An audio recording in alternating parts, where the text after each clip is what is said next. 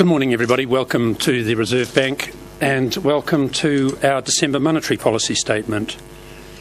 The Reserve Bank this morning has decided that it will cut the official cash rate by 150 basis points. That's cutting it to 5%. The financial market turmoil and deterioration in the global outlook is what predominantly shapes today's decision.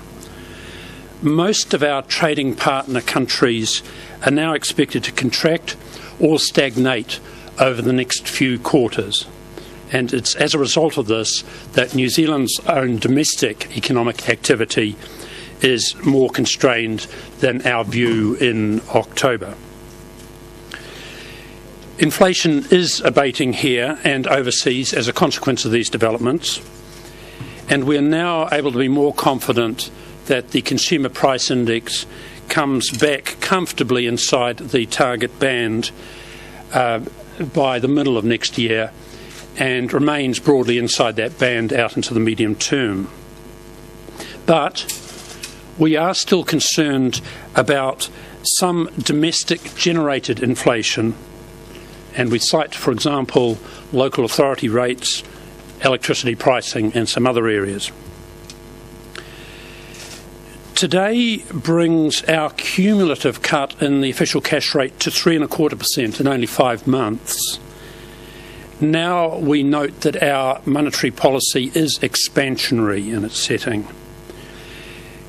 Given recent developments, we feel that the balance of risks, and that's risks around both activity and risks around inflation, are now to the downside. And it's for that reason that we believe it's appropriate to be delivering the official cash rate cuts fast in order to support ongoing domestic economic activity.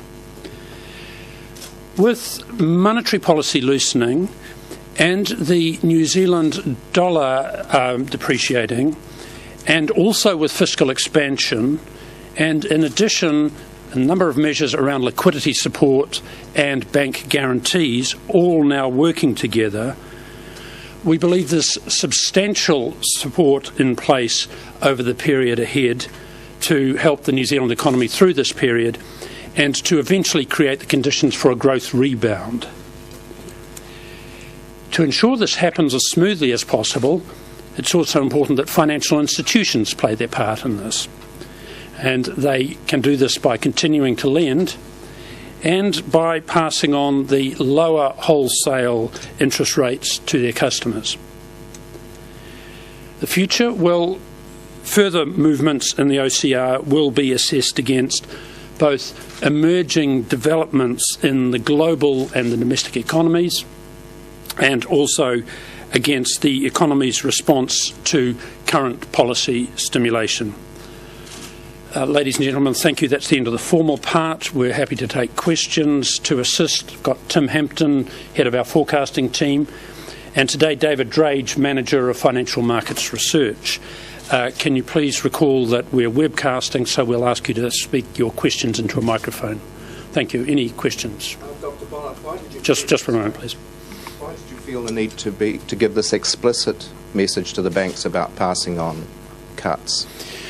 Because we are obviously cutting monetary policy for a purpose. We want that to result in easing monetary conditions through the economy. We want that to be reflected through in interest rate reductions both for the corporate sector and the household sector, both of which have been quite constrained recently. Do you think they've been too slow or too grudging about passing on the cuts so far?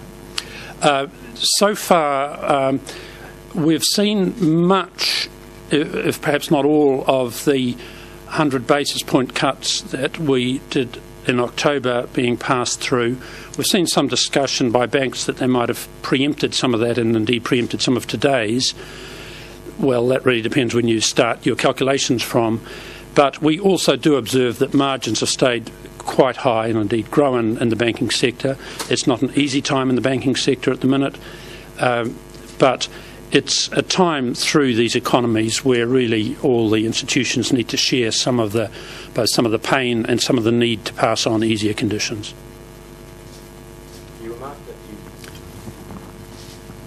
You You both wanted them to continue lending and drop the interest rates. Could you just expand a little bit on the wanting them to continue lending part of that?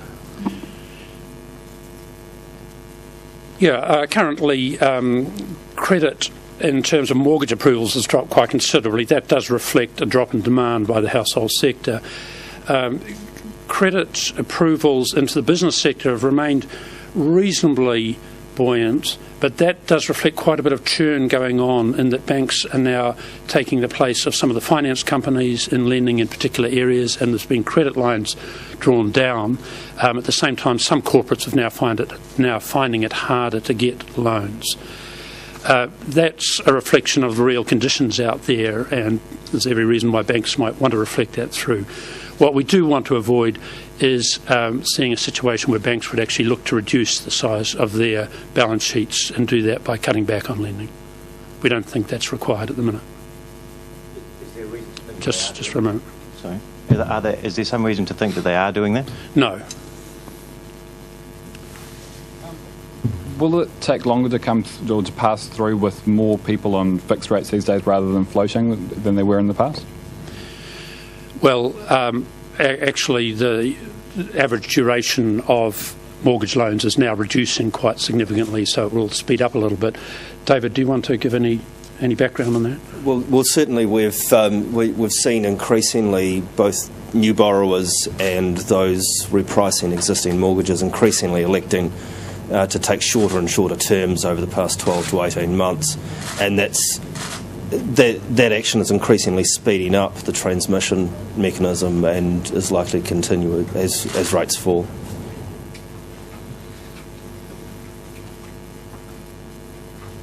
Sorry if you covered this, I didn't hear all your answers. Is that households or is that businesses as well? Primarily households. The duration of business lending, even through the past cycle, has tended to be somewhat shorter than for households. And we've already seen, in terms of non-residential average rates, they've started to fall earlier, albeit from a higher level than households. Is the bank's assumption that the 90-day bank bills will go down to 5.1% in the second half of next year assume that there'll be more cuts ahead for the OCR?